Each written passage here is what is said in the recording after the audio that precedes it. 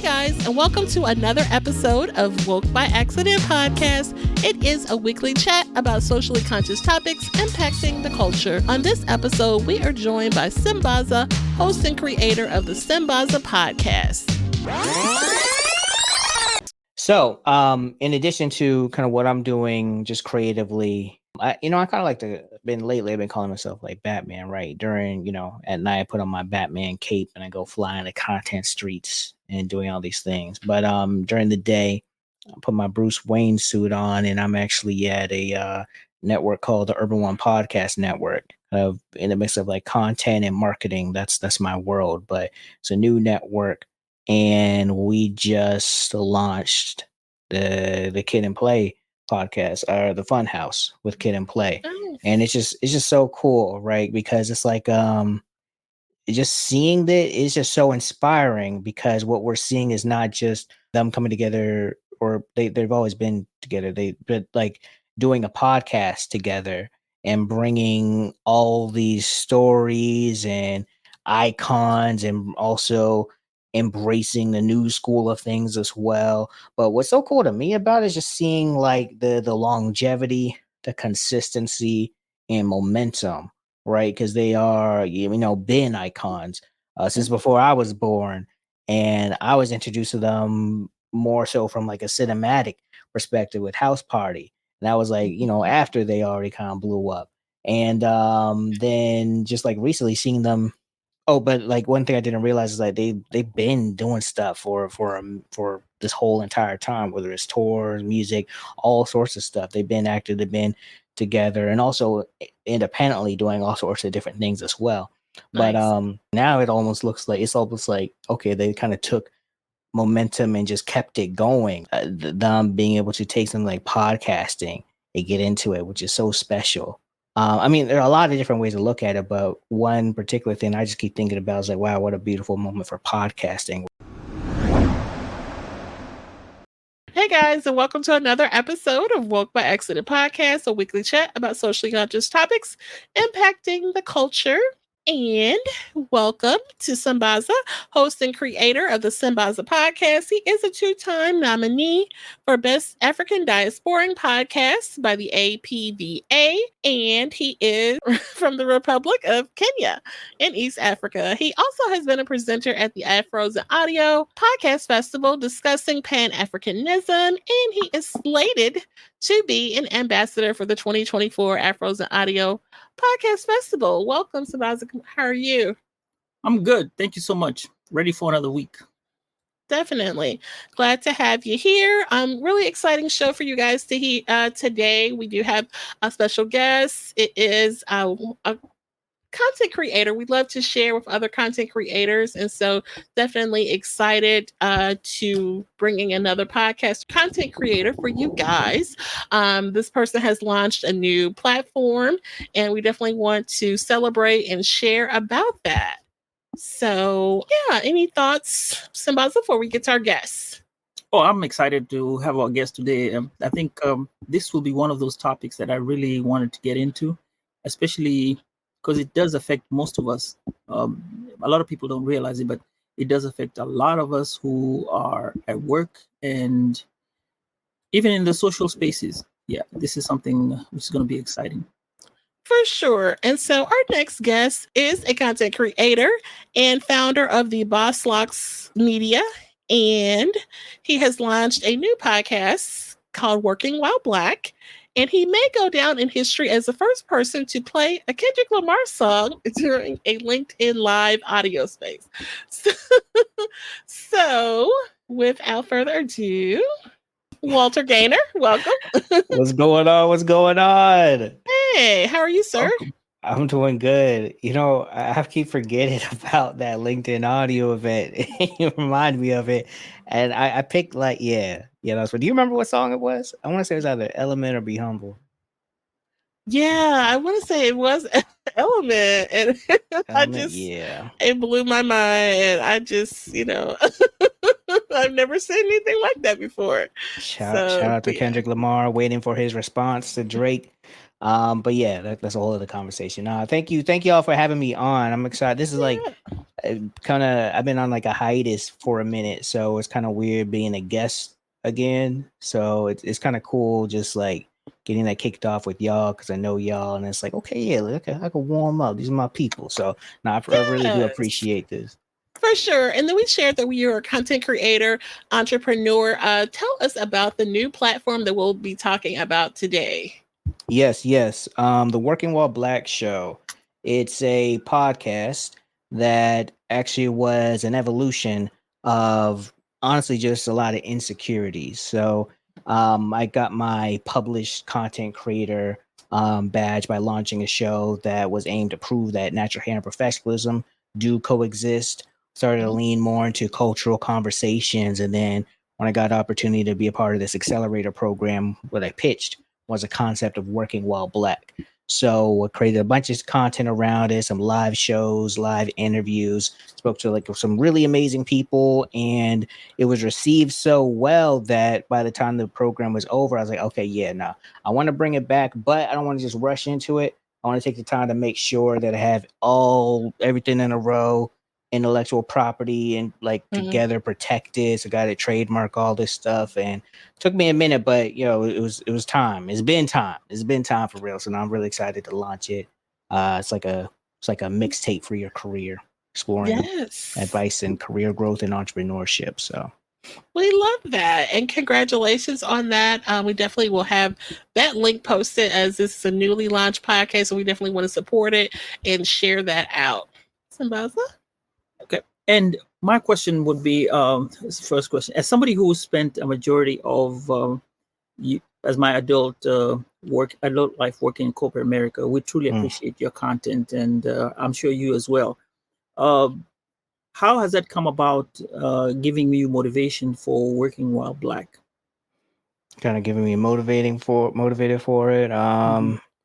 Honestly, so uh, this show, like I mentioned before, kind of started from an evolution of my own insecurities.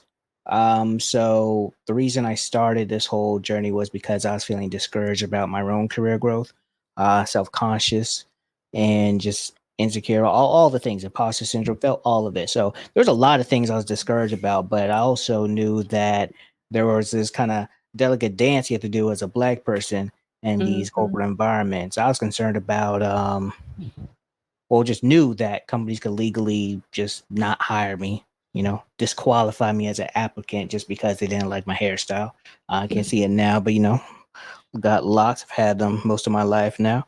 And yeah, I just there's just that was just one of many things. And then honestly, when I think about, like, I guess the question about motivation, it's like I started this because I was trying to learn how to navigate professional environments, learn how to grow in my career, explore entrepreneurship. But the real motivation is when I hear stories from other people about things that they've gone through.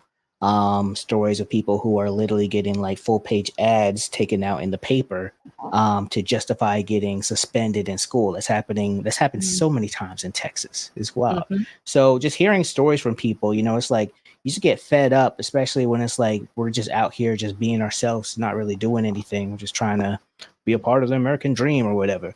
Right. And it's just kind of ridiculous. So yeah, I mean, I have stories of like not getting a raise because I was told, you're just too new, but then learning that a colleague of mine is getting paid $5,000 to $10,000 more than me, and so is a person who was just hired and I trained up and everything. Mhm. They also started off higher than me, but now they're not even going to consider giving me a bigger raise than what they did because I was new or whatever, and the youngest and all that stuff. And it's just interesting. It's just so many things we have to go through as black professionals that isn't really talked about. There's lots of advice about how to grow in your career, how to get a job, how to go through the interview process, but nothing that speaks to the nuances of being black. So created this show not even for mass appeal. It's been received very well outside of our Mhm. culture, which was actually surprising to me. It's also been met with, some, I won't say resistance, but just kind of like maybe just not people just not paying attention to it, or just kind of disqualifying it as something that's not for them, which is okay because Mhm. I made it for black people. But Yeah, it's Right. honestly just to provide resources, share information, kind of create this place where we could all kind of come together, not in a hierarchy way, like, oh, I did all this success, I'm bigger than you, but not people who are have experienced life and want to share it with everyone else. It's like each one teach one mindset. That's really what the show is. I love that. And in your content, you have conversations with other professionals and identify these types of behaviors, like you mentioned, microaggressions, for example, which Mhm. a lot of Black professionals have to deal with. Why do you think Black professionals have to continue to have these types of experiences, like the microaggressions in the workplace? Why? Because of racism, honestly. Mhm. It just all kind of stems back to that. But you know what's funny? What's kind of funny is sometimes with microaggressions. I mean, there's a lot of different reasonings for it, but it comes from either kind of subconscious or conscious biases and prejudice, and whether it's intentional or not. But sometimes it comes down to people like just choosing to believe that racism doesn't exist anymore because they hear stories of what happened in the '60s. And it's like, oh, it's not like that anymore. It is, but it's just not as like normal and in your face kind of if you're not paying attention. So I feel like a lot of people that just growing up just being like, oh, don't see color, oh, we're all one, we all have the same advantages, access, you have so much more opportunity and privilege or whatever than people in other countries, like all these different ideas that people grow up with who aren't Black, to the point where they won't even consider that there are differences. And then when we're all kind of forced in one environment where we're kind of come from different cultures, those differences are there, and when you don't necessarily assimilate over,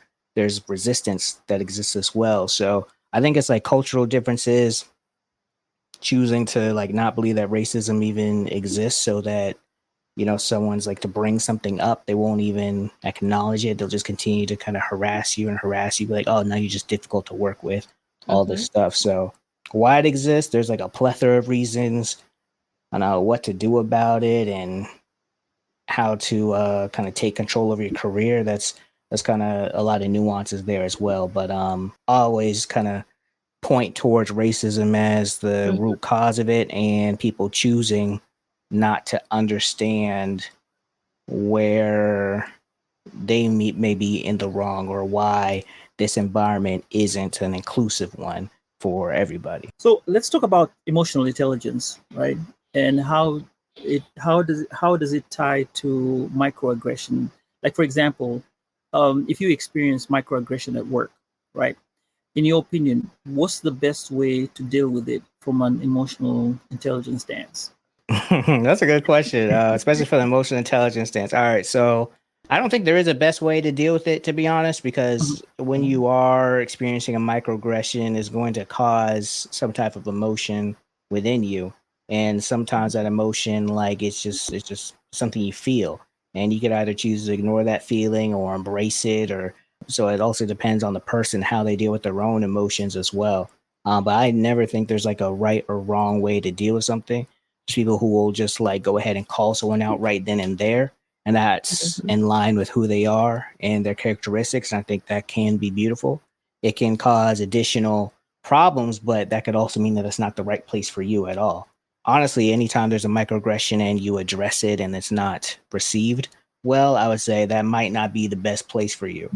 Me personally, I'm not a call you out right then and there type of person. I'm more of a someone, if I'm experiencing something and it's causing problem and I can't really do my job anymore, I am someone who will just like leave, because I'm not going to spend my time trying to fix this place that's kind of toxic and messed up. I don't want to spend my energy like that. But I do think it's important to always acknowledge what's happening and what's happening to you. If you are able to kind of speak with either manager or with trusted colleagues, but even with those two things, it can be dangerous because you might not know who you're working with. I know one time I kind of entrusted something with somebody and they meant well, but they brought it up with the person who I had a problem with, and that didn't solve anything at all. It made it 10 times worse, and I had no intention of Mhm. bringing up with that person. There was actually someone else who was higher up who I knew I would have an opportunity to share it with, but that person I shared it with, they was like, oh no, we're going to do something about it.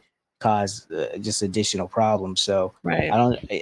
That's what's kind of sucks about it, right? I don't think there's like a solution, like a flip the light switch kind of solution to microaggressions. There's different ways to go about it to protect yourself.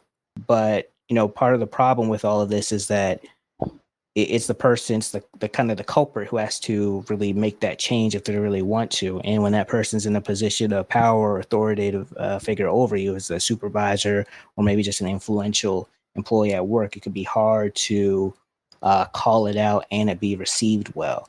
So I think in those situations, that's where human resources should come into play to support employees. But even in those situations, there could be additional like gaslighting that exists. Them looking to, okay, we're going to do something about it, then you end up getting let go. There's a lot of different ways it could go wrong. So it's honestly kind of like depressing when you think about it. But I think that there are things that are helpful. Like, are y'all familiar with employee resource groups, ERGs? I've heard of that. Is that Yes. something that every employer should have? Yes. Okay. I believe so, regardless of the size. And I'm not an expert on these, but essentially support groups. They're usually like in like colleges, there's like student clubs and stuff like that. You usually have to have some type of like teacher faculty liaison.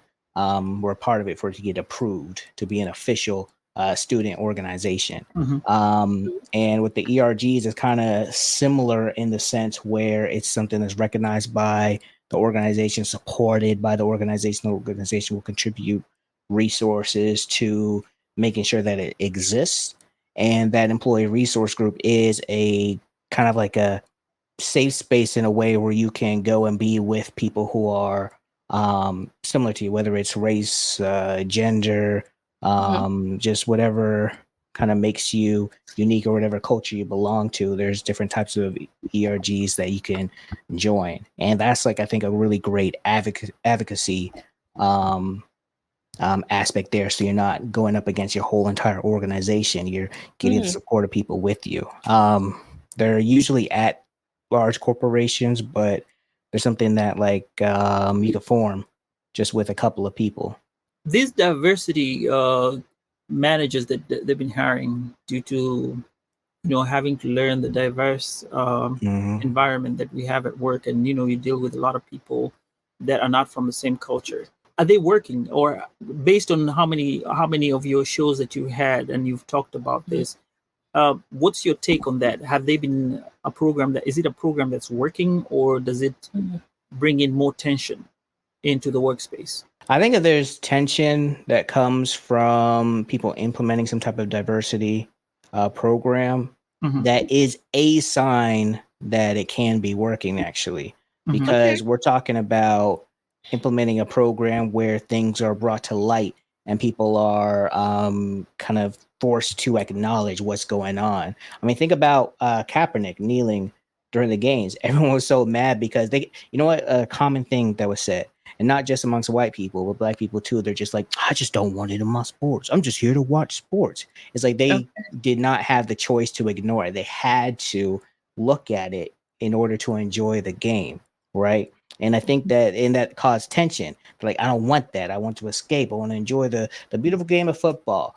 And people have a right to feel how they feel, but that tension, that resistance, that initial reaction, it does something. I think energy isn't a negative or positive thing. It just is. And it all depends on what you do with the energy. So DEI, critical race theory, whatever the latest trending thing is, it always like forces you to acknowledge what's going on. And people don't like that. They want to just go like stick to what's working for them and blah, blah, blah, blah, blah. So everyone's going to say it's not working, but, and it won't work. And the times where it won't work is when people choose to get rid of it. Like there's a woman named Mary Frances Winter. She runs the Winter Solutions Group. It's been around for a long time. And I remember she was sharing once, it was during the pandemic. She just got a new client, a CEO of a large organization, and she started working there to implement some DEI stuff. She was an outside consultant, but he basically, I don't know if he fired her or she was like, nah, this ain't working. But he just wasn't, he didn't like what was being shared. Okay. And so in that sense, he's like, no, we can't do this. So of course he's going to say it doesn't work because he's choosing Mhm. to not let the whole process happen. So I think that tension is a good thing. I think that it's uncomfortable to a lot of people. I get uncomfortable when I have to explain racism to people. I don't like it, but Mhm. it's part of growth, right? And I think growth is all about kind of being comfortable with being uncomfortable, putting yourself in positions to grow, to have some of those growing pains. I have this shirt called "I Love New Growth," and it's been part of my brand now. Working on making the merch official and back out there and everything.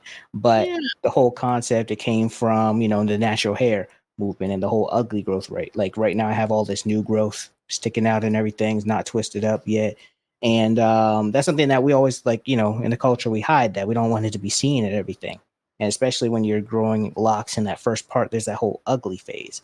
But that shirt, it kind of came to me, and it just became a part of the whole brand. I love new growth because it's all about just embracing that moment, discomfort, that ugly phase, and just accepting it as beautiful, part of the process to grow. So I don't think that the world has given DEI enough time to see its success. I think we're in the early stages of it. Like people just learning that Black Lives Matter. So I mean, it's going to take a minute. It's working. I have a, and with that, I also want to chime in on that because we have all nuances in Africa. When you cut your hair Mm. and have a bald head, they always assume that you are somebody who's been to the penitentiary, or you there's that weird connotation that they'll say that you're bad. If you have locks, they would associate that with the Rastafarian group and say that you smoke weed. And one of the things is that that's the poster child of um of a person who's not to be counted on, right? Um, these are the African nuances that we have at our workplace. And I don't know if they translate over here. Maybe I need to come to your show and kind of hang out with you and have this Man, you're always conversation. welcome. You're always welcome. Yeah. And we also did one thing about that. I know from Clubhouse, we had a conversation on my podcast, which we did about discrimination and work as an African. And people Mm. really expressed themselves on how we are looked at in a different aspect as African, not as an African American. There's that differentiation on how we move in those spaces. I don't know if you've had to deal with such a situation on your podcast or in real life where you kind of see if they merge together or something like that. Similar. I Right. think that what was a surprise, like when I started this, like when I say it came from insecurities, I mean insecure, and I think like a lot of people feel that way because I think we're kind of conditioned to feel like we're the only one, or we're the only person experiencing this problem, which you start to internalize it a bit Hmm. until you start speaking about it. So it wasn't until I started asking more questions that I realized a lot of people had either this exact problem, a related problem, a parallel problem, or something that was so it looked indirect on paper, but it was really just kind of looped around and kind of started at the same place and ends up going in the same direction as well. So, like specifically to what you're talking about, with like in regards to natural hair and how people are associating it, absolutely. While you were talking, I just thought like, oh yeah, Rastafari, and definitely in America, everyone just assumes that. Like shout out to Bob Marley, they love him and hate him at the same time. Yeah, I definitely have gotten that. I I think that for me, in my personal experiences, I've always felt that if someone has a problem with my locks, it's probably like they might just think it's just a hair thing, but it's really just an extension of how they view Black people in general. Because people are going to just assume that I do this or do that. And I would say in America, people will associate it with, uh, weed or some type of like criminal behavior, or just a lot of fear associated with looking at you as like dirty and everything as well. So yeah, but I also, people get that for just being Black as well, shaved head. I don't think the shaved head in America is looked at as negative. If Mm-hmm. anything, it's just like, especially because like Black people, like when we shave our heads, it's like something you don't even know if they're balding or not till you get up close. So yeah, no, I don't think there's any associations with it. Now, it's interesting you brought up the hair thing, and that Sambaza shared that Black African people have these preconceived notions about hair. You were on my podcast, this show, before Walter on episode 79, season 3, y'all. Mm-hmm. And we had a conversation about the Crown Act legislation, and so we talked about these news stories, like you mentioned a few just a bit ago, where people are experiencing unfairness in matters of in the workplace or in schools, even with young children, because of their hair. Even with the Crown Act, which is not everywhere, we're still seeing. Are you still seeing this prevalently? With the hair matters. Yeah. And for those who don't know or aren't familiar, the Crown Act stands for create a respectful and open world for natural hair. It's something that I first saw it passed in California statewide, and then it was passed in a city in New York after that, and it's slowly been state by state, being if not adopted, talked about. It's been talked about in Texas, Georgia, everywhere. And each time there's like a story associated with it. Like it's just every year a new story kind of comes out, at least one.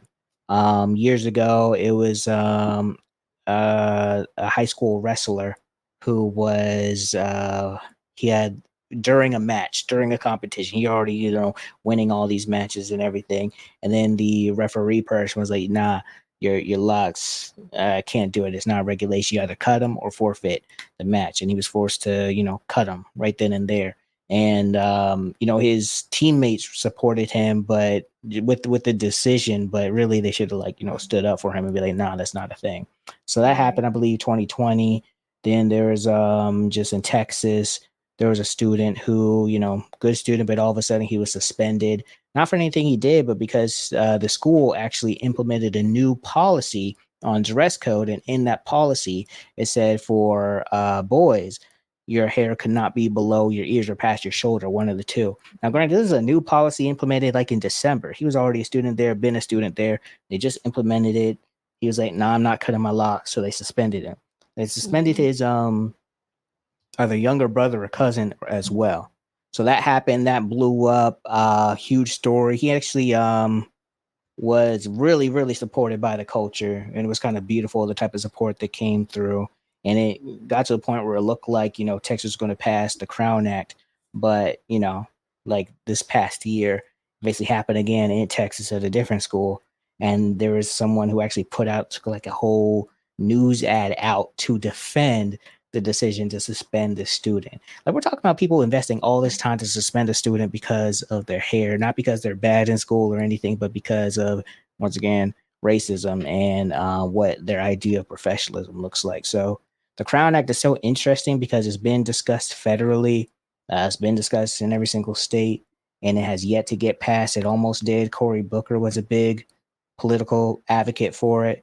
And it's so interesting, like especially right now, where we see like the TikTok ban getting passed so quickly, but a ban on natural hair, it's just like not. And part of it is because the way they introduce bills, they throw a lot of stuff in there. Like with this TikTok ban, the TikTok ban is actually one thing amidst a whole bunch of others. Like there's a support for they're sending a whole bunch of money to Israel, to Ukraine, and they're also banning TikTok. So I think the same thing happened with the Crown Act, but at the same time, it's just interesting which things get passed so quickly and which things get talked about for years and years and years and years and years.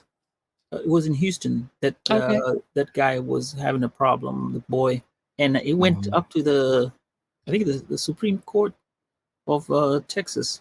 Still, they didn't win, but it was like, wow.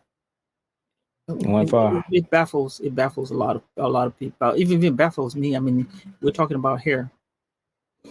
Yeah, it's crazy. Yeah. Jen, we got some comments here. We need to welcome. Sure. Do you want to start at the top? Sure. Ed Campbell says, "One Love Family," and my friend Ali Badawi. He actually hosts a show on Friday, a Kenyan show, One Mic Show, and say Sambaza to the world. Kenny Groom, Finger Red, #1, welcome to the show. And Audio Oasis Storytelling Podcast says, hello, everyone. I bring you greetings from Harlem, New York City. Walt sent up a bad signal, so here I am. Thank you so much for joining us. Oh, what's up? Okay, I know that. Yeah, what's up? Thank you. Appreciate you. Yeah. All right. Well, we appreciate the comments. Certainly getting in the hang of being live because normally, we haven't always done that, but definitely wanting to, get into some new practices to keep the podcast fresh and all that. So we appreciate.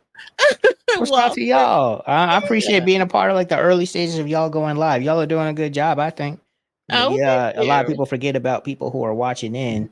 And so I was like, hold up, now we gotta speak to the people. So I love that. Hey man, hey, gotta bring them in.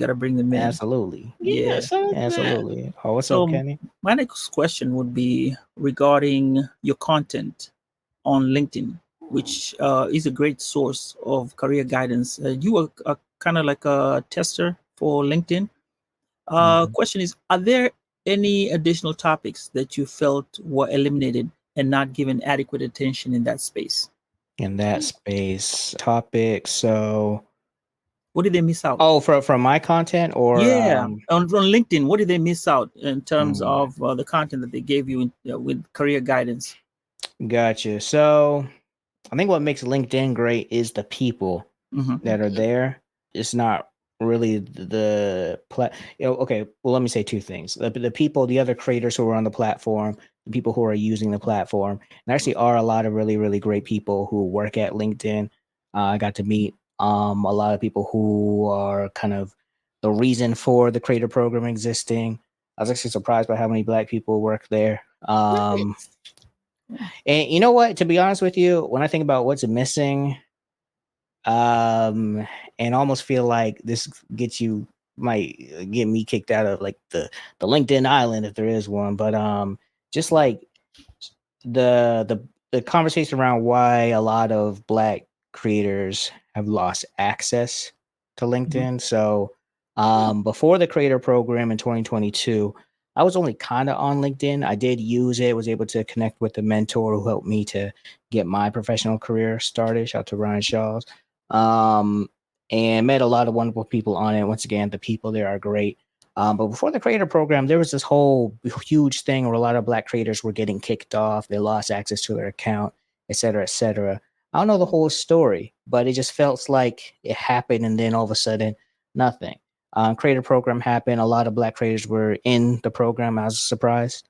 And then afterwards, I just remember, I don't know if it was last year. Yeah, it was last year. Isaac Hayes the third, he's the founder of Fanbase, an innovative social media app.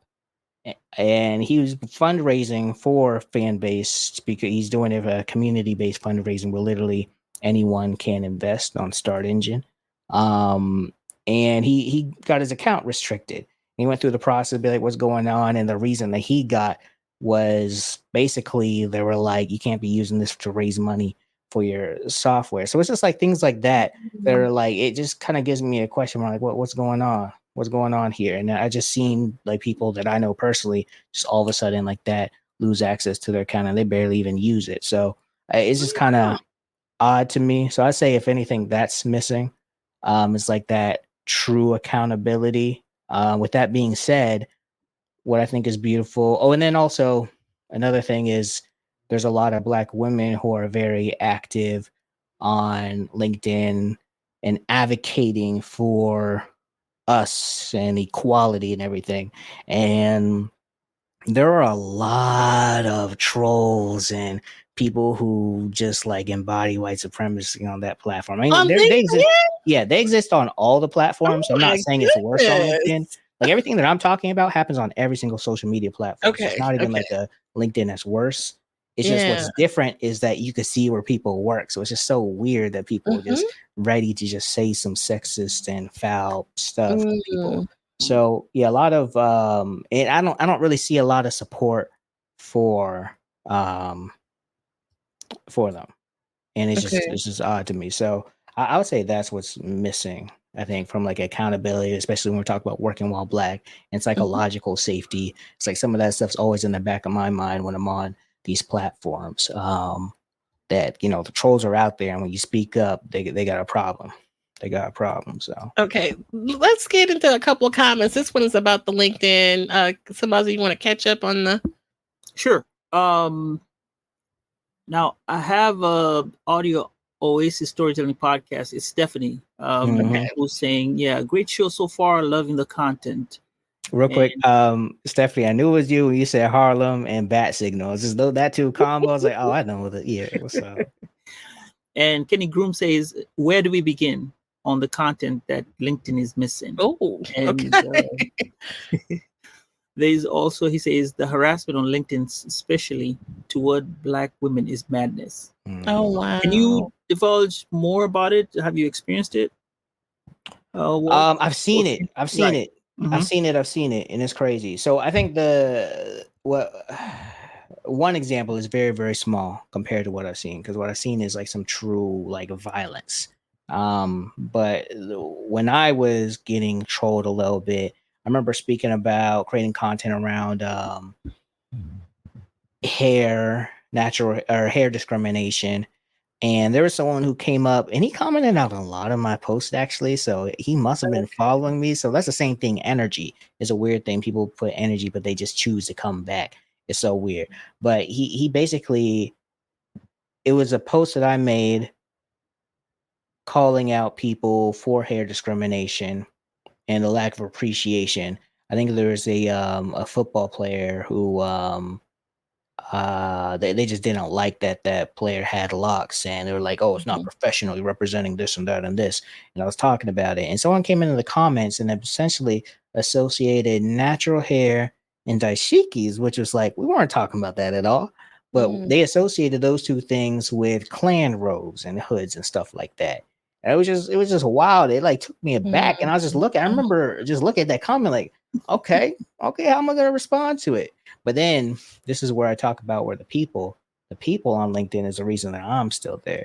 They just came through in the comments, and I was like, oh, like in the replies. So I'm like, okay, I don't have to say anything. Y'all got this one. Y'all get this one. So, and that's just a small detail. There's people who are kind of they'll go as far once again on Black women to say like sexually violent things to them in the messages and stuff. And once again, the wild thing is like they have their jobs on their LinkedIn, so they just don't care. And that just speaks to like the nature of racism and white supremacy, this false sense of confidence that exists because sometimes they are protected. They might get, slap on the hand, but keep on doing what they do.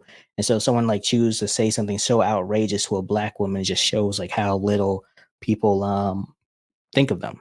So yeah. Oh, sorry. One last thing. Oh, yeah. It's like these comments that are happening, the sexual violence stuff is like towards people who are talking about racism and stuff. And one thing that's just so like Black women is the things they're advocating for are like for while you could be talking about something like racism, it's like the type of change that's being asked for and talked about are things that truly benefit everyone. Like it's so wild that people like we're asking for like the very bare minimum, and people are like, nah, you can't get that bare minimum. Hell no. So sorry.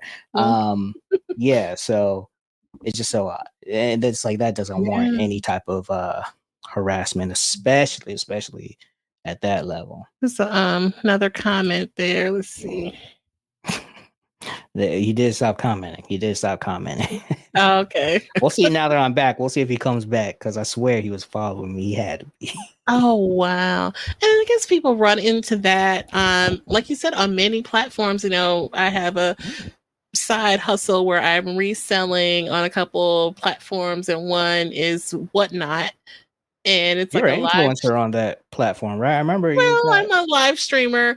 And I sell my items there, and sometimes people get trolls, right through that live stream. I, haven't had anybody, attack me, but I have other people, it happens a lot, you know what I mean? From insulting what they're selling to just personal attacks on, your person or anything. So I guess just social media, period, these types of things can happen.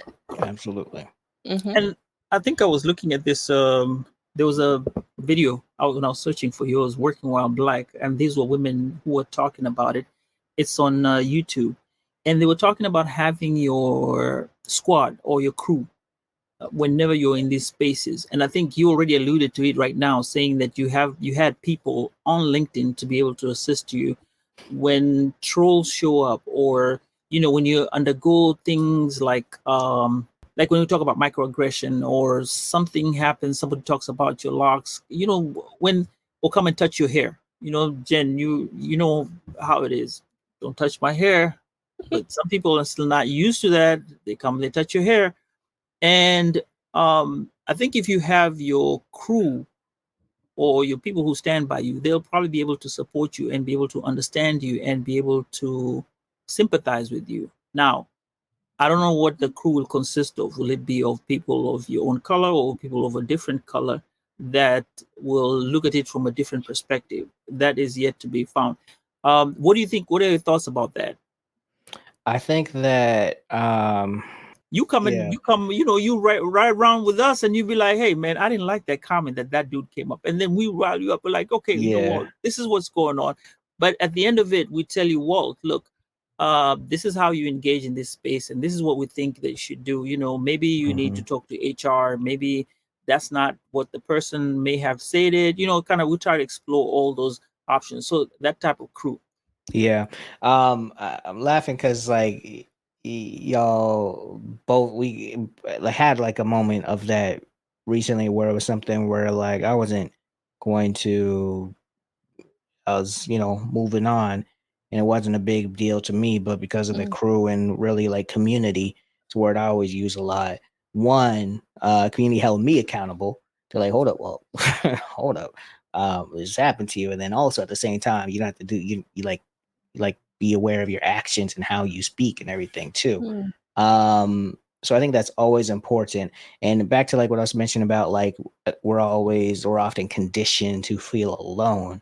I think that is that individualism is like a side effect of white supremacy and everything. mhm, So that community is really, really special because it's not even just about them out here, fighting for you. It's about holding kind of you accountable as well, being able to, build you up, and then also like, all right, now you better, start moving differently. You better move mm, accordingly.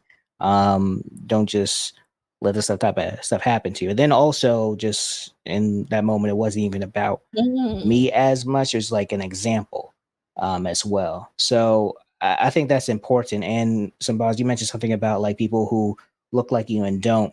I personally believe that it's important for us to be able to kind of build within our own community, but I also at the same time think that it's ultimately, if we really want to live in the world we want to live in, we're going to need everybody to kind of work together.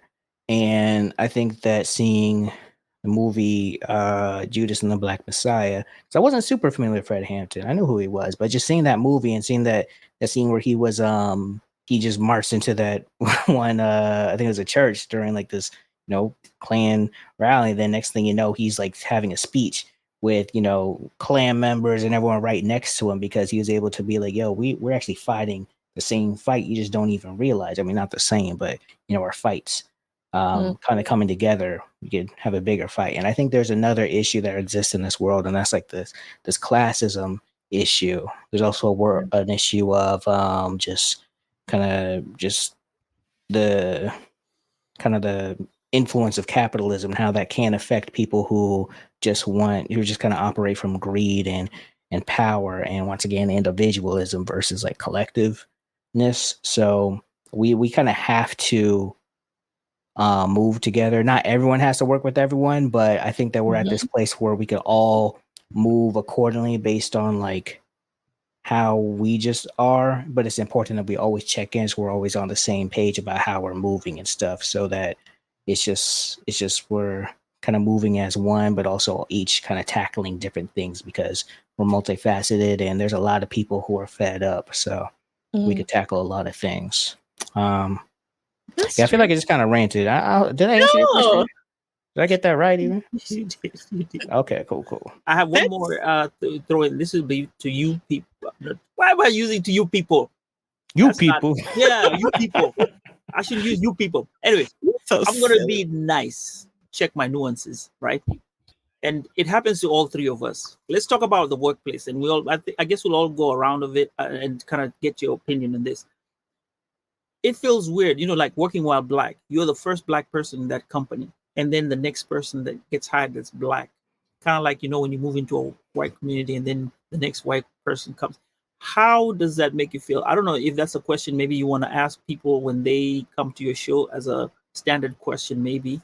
I'll use that. I'll use that question. I'll be, this is a Sambaza question. Yeah. I like that. That's a very good question. So what do you guys think? I mean, Jen, and maybe then we'll go to you, Walt. The first person comes, the next person gets hired is a black person. How does that make you feel? So it's not a good feeling being the only. And then another thing, I'll say this, and we were talking about community and finding your tribe and that kind of thing. Sometimes your tribe ain't there, even if you got other brown people there, because we all know all skin folk ain't kinfolk. Hello.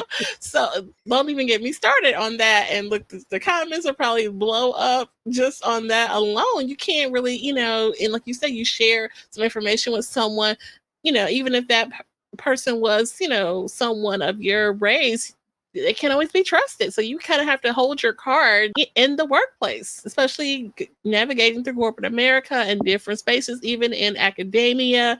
I'm sure people can chime in with that. So it's not a good feeling being the only, but even in spaces of finding community, hold your cards, Well, No, I like that. You definitely gotta do an assessment, like it's not the assessment that they did with Candace Owens on the Breakfast Club, like who's this person? It's like really like are they really, for us and everything. And yeah, so I've been the only black person in places, and it's annoying. It's very annoying. And when I was in those spaces, I would actively, when there was opportunity, I would push for, the black hire. So there's a moment where, I was part of the interview process on the hiring end. So being able to be in there and interview people, and afterwards you kind of speak about like, oh, this candidate, this candidate, this candidate. And yeah, I was biased towards the black candidates. But there were good candidates too. That's a whole other thing. People think that there aren't any good black talent, and that's because they're not. It's not even that they're not looking hard enough. They're just not looking. They're just playing it safe. But yeah, it's like kind of really being that community for them. And in that moment, he did get hired, and it was great. He was a great employee. But then I started to see the type of stuff I mentioned earlier, where it wasn't even that there was a huge cultural difference that he like didn't understand how to maneuver. It was like the way they just reacted to him all the time, just little things. It's like, y'all just don't get blackness at all, like teeny little things. And they just start to build up, and people start to resent that person. And I remember having a conversation. I was like, yo, you probably should not be here. Like if you have an opportunity to leave, because these people are going to be like this. So it's like kind of this interesting for me. For me, I look at it as a responsibility to, if other black people are coming into that place, making sure that they have the support and insight needed to make the best decisions for them, and either exist in that organization or find something else expeditiously. I don't think we need to be in places that aren't, where people don't choose or at least commit to making it an inclusive place. Like forget about like the diversity part, because a big issue with a lot of workplaces, they might be great at hiring diverse candidates, but the biggest issue is that there isn't any uh room for growth. There's no way for them to continue to grow into leadership positions. And that's like the, I think one of the last, it's not the last, but it's like one of the biggest, once we're able to, and that's where like the diversity, equity, inclusion stuff comes into play. People don't want to give up their seats in power. They want to hold it or bring their own people up. So that's the next play, right? Having more black people in leadership. And that happens with either external hires or employee development. So people are kind of moving up. And I think that moving up is when we start to see more inclusive environments, not just a flip of the switch. We had a training. Now we're all woke. It's how Mm-hmm. do we create a ecosystem that stimulates growth where Black employees do not feel like there are extra barriers due to lack of mentorship or just not meeting the right person, that everyone has an actual equal opportunities to succeed. So, yeah, that's what's Wow. missing. But they're going to just call people DEI hires for the next 5 years. So we just got to Hmm. make it through all that.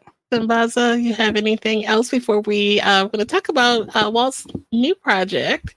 We're looking at concerns in the workplace, right? That African Americans are facing. What are you envisioning about the next, probably right now? Maybe just give us an idea of how, since you've worked in corporate America, and you're the one on the hot seat, so that All worked. right. um, what do you observe right now, right? What have you observed right now? And then let's look at maybe 5 years from now with the diversity inclusion programs. Have you seen any change, or what would you like to see in the next 5 years?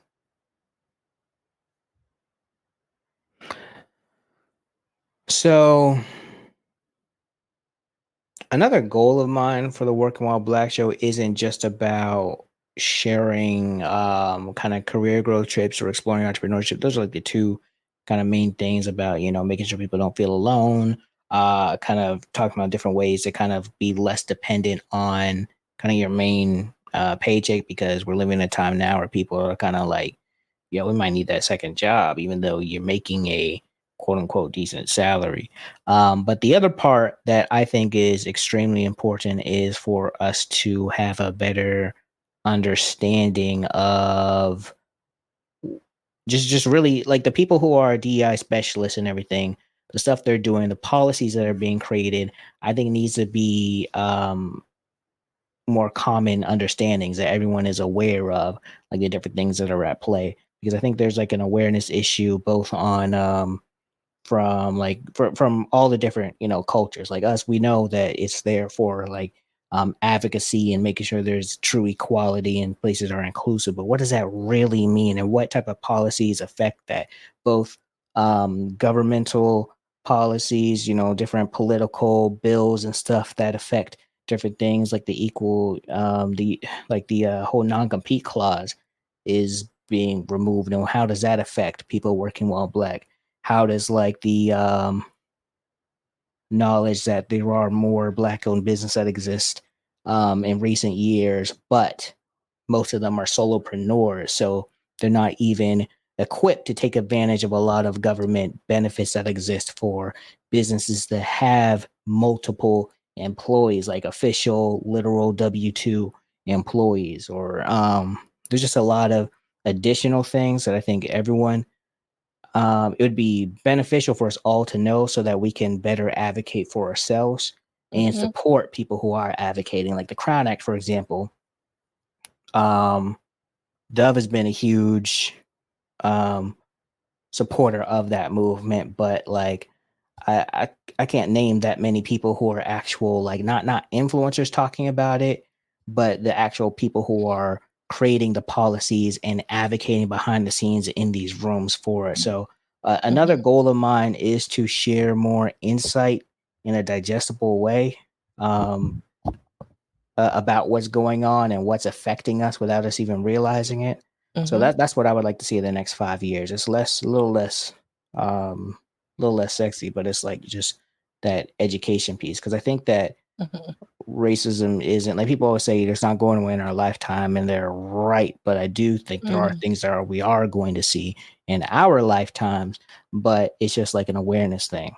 Kind of similar with Right. politics, right? Like we're talking about like the major issues, but there's all these like little things happening that affect these major issues. Um that are just happening, these games that are being played, and it's like Mm-hmm. I want to know that game. What game are we playing? I want to understand the rules that they're playing by, the cheat codes that they're using, and just kind of share more of that information, with our own community. Like this is the last thing I'll say. There was this video that I just came across, And it was like all about the secret to selling to Negroes. It was a short documentary that was created in like the 1900s, like whether it was the 60s or 70s, I don't remember. It may have even been the 50s, but it was supported, produced by like companies like Jet Magazine and stuff. And it was all about these companies wanting to come together so that corporations could understand how to sell to black people so that we weren't getting left out of opportunities like home ownership and all these different things. It's like this kind of consumerism driven thing so that companies were investing in black media and black business and all that stuff. But at the same time, it's kind of weird. Like the secret to selling to Negroes just feels kind of like manipulative as well there too. So there's just all these like little kind of things that aren't as uh popular as like the problems where like the CEO of Wells Fargo thinks that there aren't any qualified black candidates that exist. It's like some of these other things that happen that influence that type of thinking. So that's what I personally would like to see more of. And then also, I just want to see more black businesses grow to a point where we're hiring employees and actually not adopting supremacist models into our organization, but creating things that are kind of culturally in tune, but also putting in kind of operations so that people can run like efficiently, so that when like Keith Lee comes through, he doesn't have to be like, "Why y'all sloppy? Get it together." So yeah. Okay, so Yeah. Katie Groom says the thing about LinkedIn as it that we reach out that trolls employer. Okay, gotcha. That we can reach out to that troll. Yeah, for sure. And people do. And Stephanie says at Kenny Groom, she's at Audio Oasis Storytelling Podcast. Stephanie says at Kenny Groom, yup. Hashtag got him. Hashtag boom. All right, Kenny comes back and says, if we all had a quarter for each time DEI has been used over the last 5 years, we'd have a whole bag of money. Yeah. And this is Car Screech. Say what now? The secret to selling. Okay, the N word. I'm screaming. Yo slam. I think we need a link to that. I think I've seen that clip. I've seen that. Yeah. Okay, I first saw it mentioned. I think Roland Martin was talking about it. There's a TikTok video, and then I went on a whole deep dive, and I found the video. But actually, I never got to finish it because it was like I was doing this at like 1 a.m. and I was like, okay, now if I keep watching this, I'm gonna be up all night. I got a long day of work tomorrow. So like I was getting ready to create a whole like series, like sub series just about that. Wow. So still on it. So y'all kind of reminded me of this. So I need to go back to it. But yeah, I'm gonna share some links around. Looking right now. All right, I got one last question before we talk about what your podcast is, and this was what Jen told me to go read about this video. This was about growing your brand without selling out, right? And it's not that everything y'all talked a lot about stuff that was there that I enjoyed. There was this word that they used, MVPs. Okay, kindly let us in on that MVP statement. All right, MVP. So we know that as most valuable player, right? But so I did this piece of content with someone named Chris Ward Jr. And I love shouting him out because he's just so interesting. Like he's someone who's exists in social media. He's a brand strategist. He's a storyteller. He understands marketing, communication, all these things. When you meet him, he usually says, he's a storyteller or something like that. Because that's really kind of what a lot of this kind of it's like the source of everything. And he's someone who like will come up with these different concepts, and I'm like, what you talk? What? Huh? MVP, most valuable. What's that to do with? And so I'll be honest with you. I'm on my growth journey as well, and I didn't expect him to pull up with that. So I actually need to. I'm still. I'm working on some content from that conversation, and one of those things is going to be the MVP. So I actually still need to do my homework on that. But I will. You know what I'll do? Specific, since y'all asked about it, I'm going to kind of create a clip from that, and I'll share it with y'all. Y'all can kind of publish on your own platforms and stuff. So, because I think it's all about kind of spreading that message around. I think it was really interesting because the whole conversation was around building your brand, not necessarily just for virality or fame, but how do you use it to communicate more effectively? Like, how do you use it in the workplace where people may not understand you? Like, it's all about like, how do you understand the game that's getting played and um, start to build recognition in your workplace so people know that when you speak, it's like, hold up, let's listen to what Jen's about to say, because she got that MVP down, right? But one part of it that he kind of added, or not added in, but like he's just so like he just thinks like 10 steps ahead. But the S part, MVPS, and he added that in afterwards. That part stands for strategy. And it's basically like pulling together the MVP part into that and being just very intentional about how you use it. So I didn't do my homework. You caught me. You caught me. I actually need to go back to my own content. Like that. This whole series, like I said, is not even about me. I have stories of working while black. I've got tons of them, but the reason I started it was because I'm still on my learning journey, and I'm speaking to people who have gone through their learning journey. They're not done learning, but they've gone through something that they can now talk about. And Chris has a lot to talk about. So I always like to bring him on when it comes to communication, whether it's in the workplace, whether it's as a content creator wanting to, even if you want to go viral, he's got stuff for you. But if you're looking to be intentional with what you're doing, and doing it in a way that's not blueprint, right? Because every single coach out there, they've got like a blueprint for you to follow. Do this and you'll be this. Like, everyone's got that. But the problem with blueprints is like they're building a blueprint based on their own experience and what they did, and we're all individuals. There's different kind of nuances to how we create. Like, I've signed up for stuff, great information, highly recommend it, but I just know I couldn't execute on that because that blueprint isn't right for me. But he's someone who helps you kind of create your own blueprint. So Chris Ward Jr., he's the guy to talk to.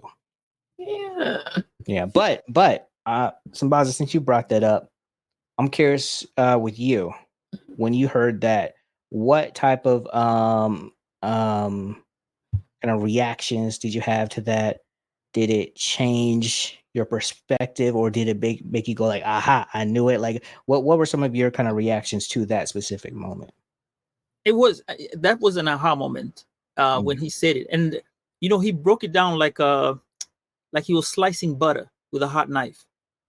And even you looked like you were so enthralled at the point when he added the S, and he was like, boom, here's the S, strategically, And I was like, wow, never thought about doing that. When you add it still makes sense, MVPs.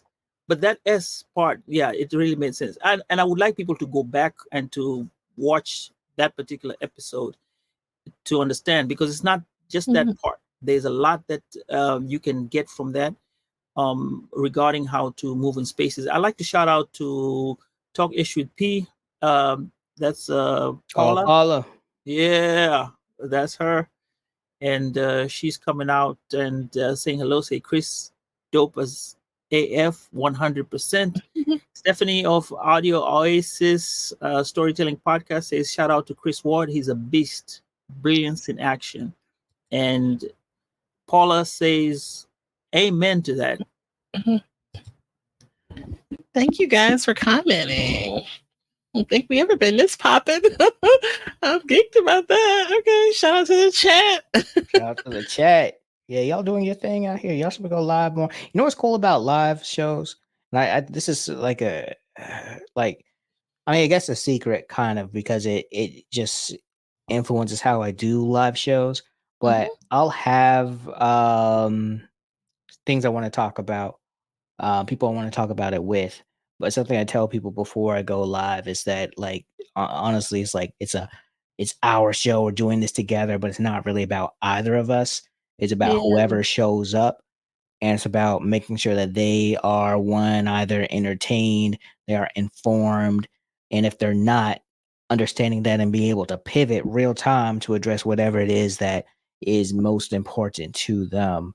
So like That's I true. have guys, but I kind of throw them out. So like anytime people show up, it's like, yo, that's what's up. That's what's up. And you've had people kind of rocking with y'all since the beginning. So this is really special. It's really It special what y'all is. have. So yeah, shout out to y'all. Thank you. And I want to say, when you did some of your live streams with Steve, I want to say I jumped on a couple of those. Mm, I don't know if you remember, but I was just so in tune because I think I was like going through all the transitions and careers and stuff. I yeah. was like so into that content. And shout out to Steve. He's awesome too. He's another one of them, man. Steve is like I feel so blessed, and I think it's because like I remember when first starting out with my podcast, a lot of people who were struggling with guests, and I was not. It's actually to a point where I'm actually overwhelmed with the number of people who have agreed to go on my show. That it's like Oh, I can't fit it, and it's not because necessarily. I mean, I do okay. I do have a great way of going about what I'm doing, but the real reason I have this oh, great. problem is I'm learning to acknowledge what I do well. I'm learning in real time. But the what I think is the real reason that people agree to join on and share, like these people who have done such amazing things like Steve, like Chris, is because like they kind of see the vision and know that what I'm doing isn't like a self-motivated thing. It's a community driven content, whether it's the Working While Black show, whether it's Boss Locks, whether it's like the LinkedIn audio events or live streams I do. It's all driven by like sharing with the community. And people like black people, I think for the most part culturally we're just always brought up to look out for each other. And so it's just so cool. And Steve's definitely one of those people. He's out here just super influencing up right now. I'm trying to keep up with him, but Yeah. yeah, yeah. I'm sorry. That's You were amazing. about to ask a question though, right? No, No, it's we were just We're kind just of, we're talking. gonna, Okay. we're yeah, just freestyling right I now. just the trying to, ancestors were speaking through me, so I was just trying looking for the. to get back to a point, but because you mentioned all those great people that we know, it is kind of a great community that we are a part of. And we're just going to go ahead and shout out some other people. Shout out to the C4, shout out to Dom. He should be listening in. Him and his wife. His wife just started a podcast. I Okay. mean, it's just so many dope people that we know. So shout out to the community that we do have. We can't trust everybody, but the ones that we can, shout out to Shout out to the lost souls. Lost souls. They'll get found. They find their way one way or the other. They find their yeah. way. True. And just like you said, you get overwhelmed with so many people coming to the show. I mean, just like right now, we just had a conversation, and I'm like, hey, I just found out I can offer you an African perspective of how, we get treated at work Mhm. as Africans. That's a whole different genre in itself. It's still Walking While Mhm. Black, but also throws a little bit of difference in the way we work, even though we're all regarded the same. But hey, not all Africans are the same. We're all different too. See, Absolutely. I mean yeah, right. What's interesting about what you just said there, right? It's like I think it's just like we all know there's just like hella countries in Africa, but we just look at Africa as one thing, and that's just doing such a disservice, right? Because like we're so you're African, but where exactly? Like what country? I'm from Kenya, and Paula is Kenya. from Tanzania. See, like you Look say, at we that. sure ain't. She's just right next door to me. We In, sure ain't. That's yeah. right. Yeah. So that's what's up. That's what's up. So yeah, it's like there's just so many different just cultural things within that. And yeah, I would definitely and see, yeah, back to like the whole overwhelm thing. I'm like, hell yeah, let's schedule some time. But then I'm like also like, we could do the interview. Doing the interview is no problem. It's all about getting it out. Because I have right now, I have enough content to last me the whole year just Do with the Working While Black you? show. Oh wow, that's amazing. And I'm still recording content because I can't stop. So it's a problem. It's a problem. Hey, power to you. Power to you. Send You'll have me to start reports. something else. Honestly, I think Yeah, of new right. shows all the time. So shoot, when someone throws a bag of money at me, it's like we on 24/7 content network. Yeah. Wow. Yeah. Nice, nice. So we wanted to pivot and talk about your other projects, and you kind of mentioned that you may have to start something else, and you do have some other projects. So we just want to let you share any other projects that you have to share, and then again remind us about the newly launched podcast. Yes, yes. I was actually about to say something else, but I remember what you talk about. So, in addition to kind of what I'm doing just creatively, I kind of like to been lately. I've been calling myself like Batman, right? During, at night I put on my Batman cape and I go flying the content streets and doing all these things. But during the day, I put my Bruce Wayne suit on and I'm actually at a network called the Urban One Podcast Network, and I'm of in the midst of like content and marketing. That's my world. But it's a new network, and we just launched the Kid and Play podcast, or the Fun House with Kid and Play, and Nice. it's just so cool, right? Because it's like just seeing that is just so inspiring, because what we're seeing is not just them coming together, or they've always been together, but like doing a podcast together and bringing all these stories and icons, and also embracing the new school of things as well. But what's so cool to me about it is just seeing like the longevity, the consistency, and momentum, right? Because they are, been icons since before I was born, and I was introduced to them more so from like a cinematic perspective with House Party, and that was like, after they already kind of blew up, and then just like recently seeing them. Oh, but like one thing I didn't realize is like they've been doing stuff for this whole entire time, whether it's tours, music, all sorts of stuff. They've been active, they've been together, and also independently doing all sorts of different things as well. But Nice. that Super Bowl commercial that happened, or first a Progressive commercial that ended up also being in the Super Bowl, which is Mhm. so cool, because now it's almost like, okay, they kind of took momentum and just kept it going, and they Mhm. I got to just meet them virtually, and just like even in their downtime they still have that same energy. It's like they just keep going, and they love this stuff, and just seeing like them being able to take something like podcasting and get into it, which is so special. Like what Mhm. we saw with Shannon Sharp and Cat Williams earlier this year was just so. I mean, there are a lot of different ways to look at it, but one particular thing I just keep thinking about is like, wow, what a beautiful moment for podcasting, where it created such a cultural impact and monetary impact, and broke records. It's like, okay, black podcasts. It was like almost like a like a moment where it was kind of proof of what could happen when you kind of use your voice and kind of Mhm. communication. So I'm just excited for what they're doing and how it supports everything else that they do as well, and also being able to be a part of it. So yeah, I don't I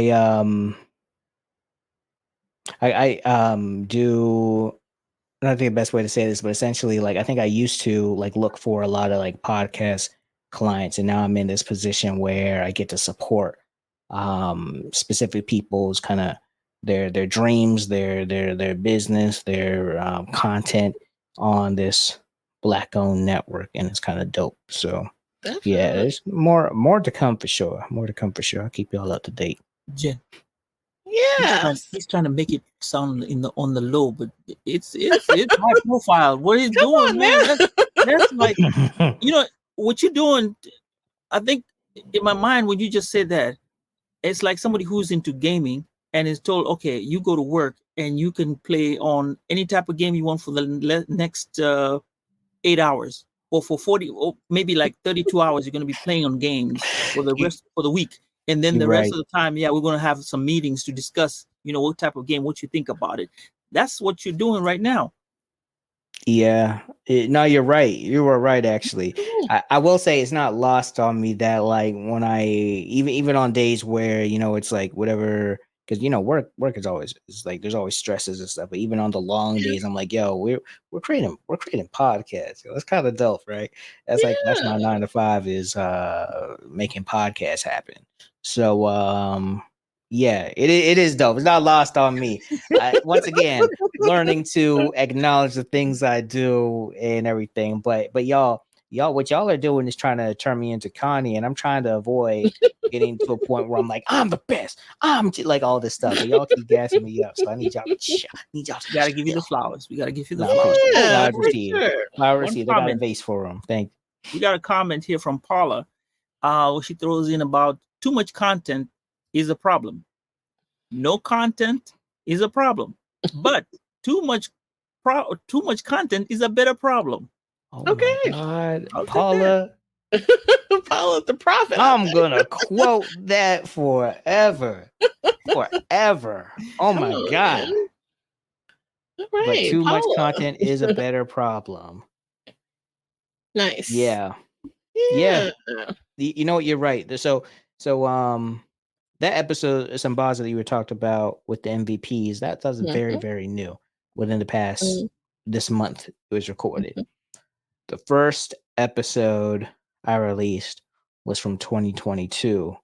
Okay. And if you were listening or watching, you wouldn't know just because of like the conversations that are happening. For But I've had that sure. for 2 years. And that's happened with a number of things where I've had things for a long time, but just the way I create content, or even if I didn't, I just know how to make it evergreen. So, Come on now. um, Didn't I tell you that somebody's evergreen? oh yeah, that's the reason where it's like overwhelming, but at the same time, I know I can always do something with it. But it's just a lot to have in your head when you have like 50 or like 20 to 50 episodes basically just swimming in your head, and just like, oh, what do I release this? Do I release this? Okay, when I release this, there's like 3 other things I could do with it as well. Like Mhm. if I really just didn't sleep for a week, I actually would be able to create. I could take one conversation and have like one conversation on LinkedIn, another conversation on TikTok, another on Instagram, Snapchat, Facebook, fan base, Patreon, Mhm. fourth wall, YouTube. This is what kind of goes in my mind all the time, and when I get overwhelmed, it's just like Oh I wow. know it's just like when you know how to do something, it's and you want to do it, it just kind of messes with you. Okay. The wheels are turning, so I'm kind of getting inspired. Yeah. No, for Yeah. real. Yeah, I For thought you said real. expired at first, like too much, like like expired, like gone Oh bad. no, But then, inspire. yeah, that's why I laughed. I was like, "Oh my God, yeah, inspire." Yeah, that was on me. I That was was on like, me. oh my God. Yeah, What's I was happening? laughing at myself. I was like, "What are No, you no. doing, Walt?" I know, but I got excited when you said our evergreen because we were just talking about that. You was like, what What the were hell you are you talking talking about? about? Well, I was saying I want to do more evergreen content because, with this podcast was initially talking about news stories and kind of timely things. And Mhm. so, I definitely care about these stories that definitely impact our culture. But I definitely want to create content that is evergreen and still about the culture, still about these topics that impact our people, our lives, and then and we have kind of just with this kind of partnership, found some things that is kind of right in with what I want to do. So That's that I what's think up. will be impactful. So I appreciate. I love having content creators come on just to kind of, get the wheels, juices, and creativity, flowing. So I appreciate Okay. you Absolutely, sharing. Yeah. absolutely. And Yeah, I appreciate. I think we have somebody coming in here. Denise from Healing Sessions. The Healing Sessions heal, empower, and release. Says Shout hello, out to fam. Denise. What's going on. Hey, Denise. Oh, this is I got a Denise question. Daniels. Mhm. I've always been thinking about asking you. Jen, part that question, right? From my side. Walt, what would you prefer? Bad boss, lots of pay, good boss, less pay. Which one will you take? Kind of disappointed myself with this answer, but good boss, less pay. Okay. Just because. Well, okay, you know what? I left a place that paid. It was to this day I've not gotten paid that much sense. And it was a contract as well. And when you have a contract, you usually get paid more because you don't have to do taxes. Actually, hold up, no, the contract that contract actually taxes were already taken out. Still, I was getting paid way more than I'd ever gotten paid before, and I left because the the organization was a mess, and I actually felt like I'm probably not the best person for this role. So I was like, let me just leave before a problem happens. It was a moment where the boss was supportive to an extent, but when going to I was in a project management, it's a project management type of role, and I realized that okay, you know what, this isn't the right organization for me. But when speaking with the team, there was a problem where everyone felt like there was a right way to do something, and it was such a technical project that they were doing that I didn't even understand what they were talking about as well as like super high level development.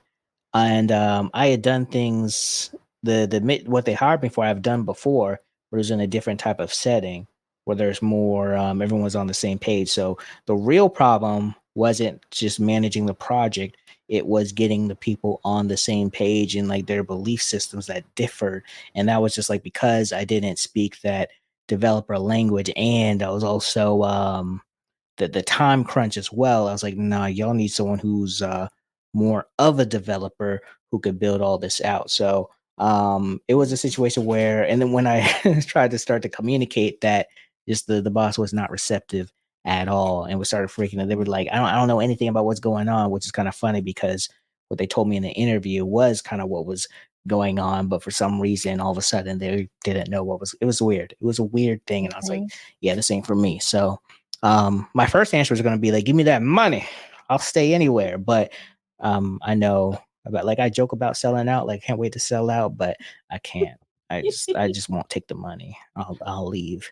For So sure. shout out to the organizations that are barely paying people but are amazing places to work. Shout out to y'all. I've left those two because it was just too little pay. It's just, shout out to America. But yeah, it's expensive out there. And those places will cut you too. A couple They nonprofit. will. Come on now. Oh my god. Yeah. If you were in a super healthy work environment, you're either made it or you've been drinking the Kool-Aid a little too much. There was this one place I worked at and it was amazing. I remember when I first got the job, I was talking to someone about it. They're like, it sounds kind of culty. And I was like, oh yeah, I guess it does.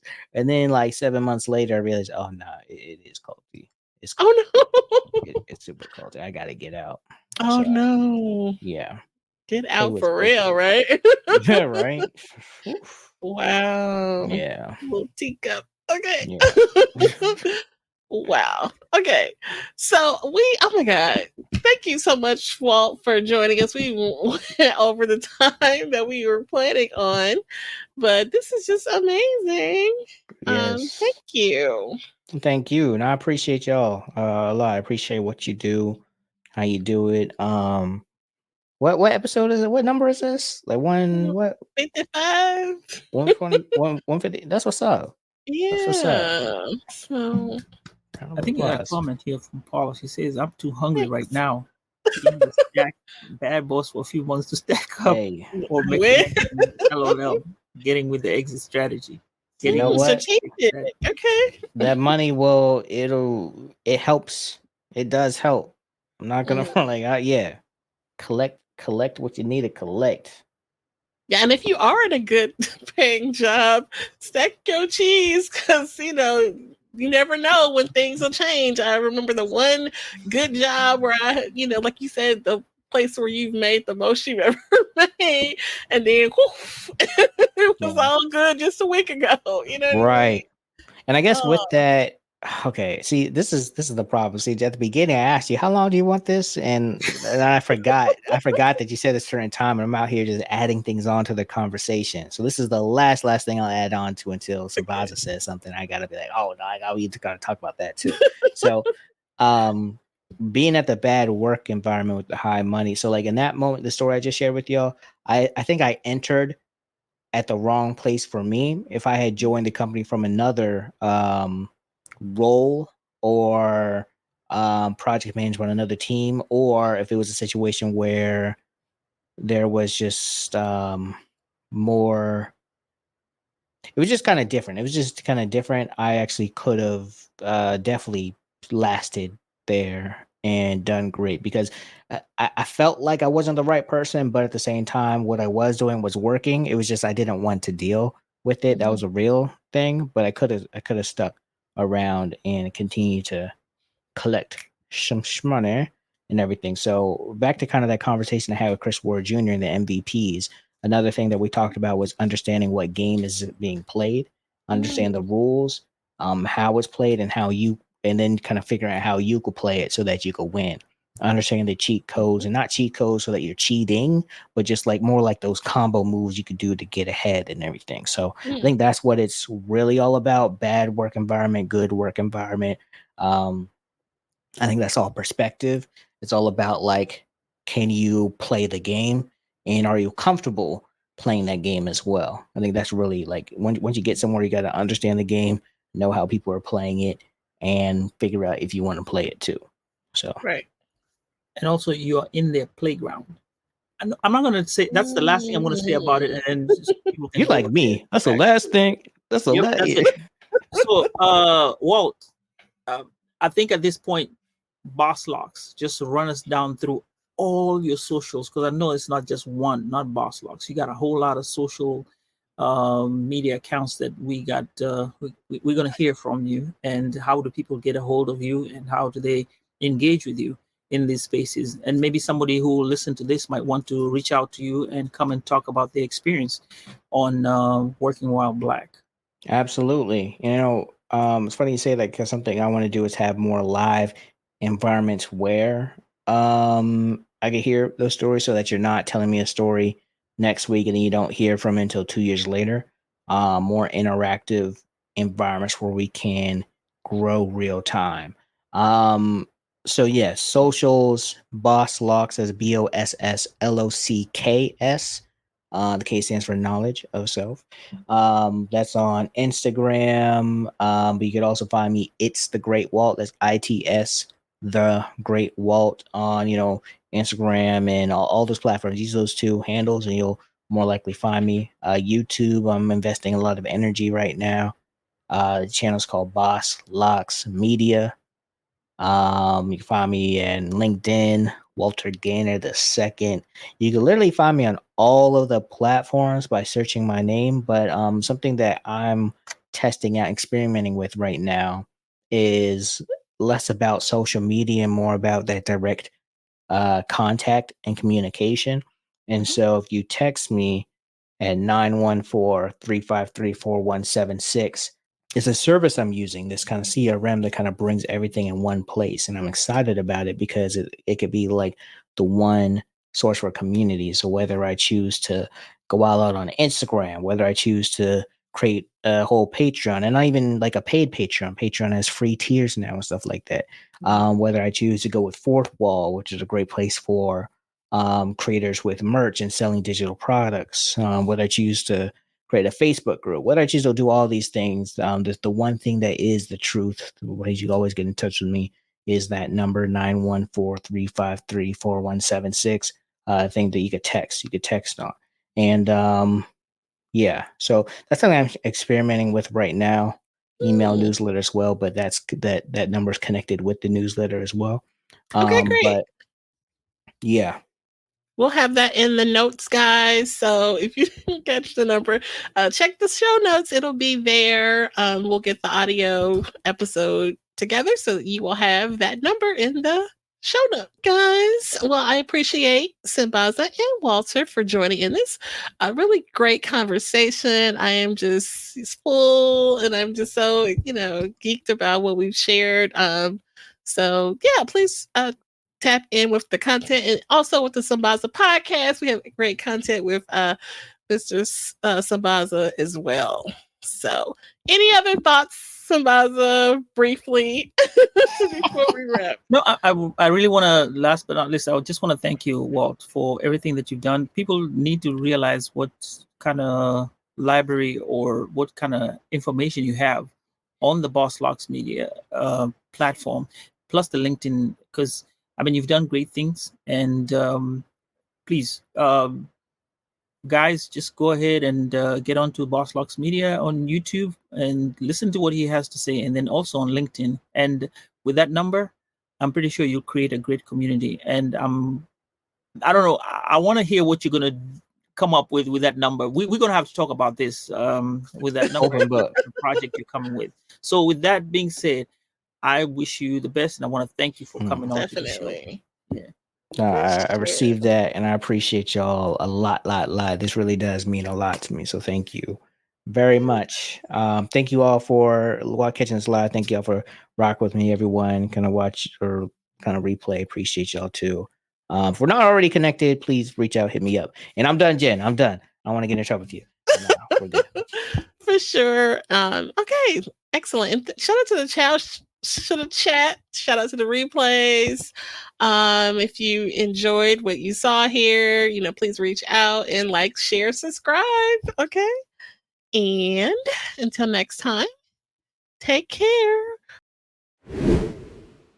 At this time, we're going to go ahead and conclude the episode. We greatly appreciate you listening. We invite you to follow us on social media. On Instagram, it is Woke by Accident Podcast. On Twitter, it is Woke by. On Facebook, it is Woke by Accident Podcast. We also have the new website up, www.wokebyaccident.net. Please check us out. And also follow us on all of your favorite streaming platforms. And please leave a review and share feedback. You can also reach out by Gmail, wokebyaccident@gmail.com. And every time you listen, we appreciate it so much. Thank you for listening, and take care.